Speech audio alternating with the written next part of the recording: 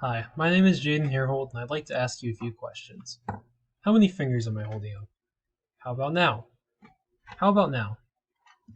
Well, as you probably noticed, I held up the same amount of fingers all three times, but all three times my AI gave a different answer. Now, in order to understand why it was so hard for my machine, but so easy for us to do, we first need to understand what an AI is. AI at its core is the transformation of inputs into outputs. An input is any form of information given to a machine, and an output is any value that is derived from the input. So for my machine, my input is 63 points on my hand, and my output is a value that corresponds to the amount of fingers being showed to my AI. So for example, if I showed it 2 fingers, my output is 2. If I show it 3 fingers, it's 3. 4 fingers, it's 4.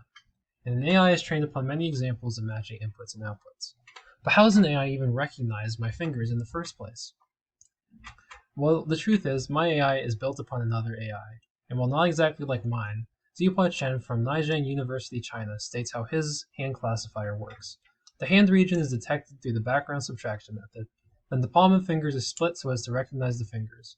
After the fingers are recognized, the hand gesture can be classified through a simple rule classifier.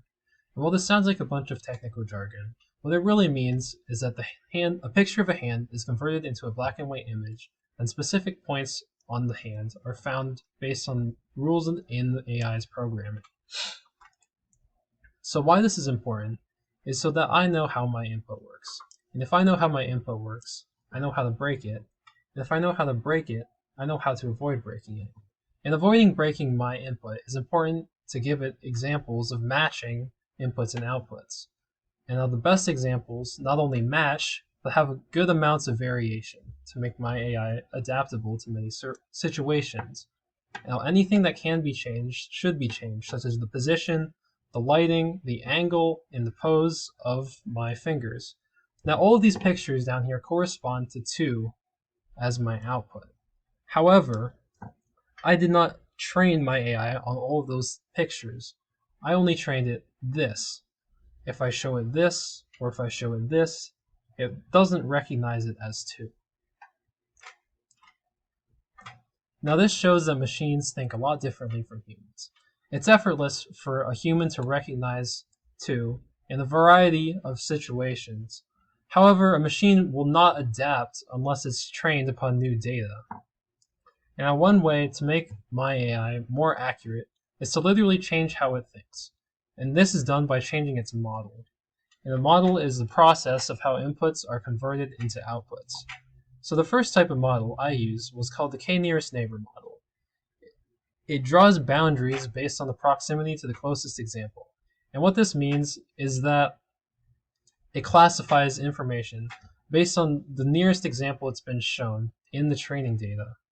And this requires a lot of examples to be as accurate as possible because it only considers one of them, and it was only accurate about half the time. However, I realized by changing the model, I could get my AI to be more accurate. So I changed it to the support vector machine model. And this model takes into account all of the data and draws boundaries to maximize the distance between classes. And it was accurate about 90% of the time. In conclusion, AI requires many examples to be as accurate as possible, and the accuracy of the input, as well as the quality of examples and the type of model, can also influence the accuracy of an AI. The function, limitations, and thought process all must be understood to create the most accurate AI possible. Here are my sources.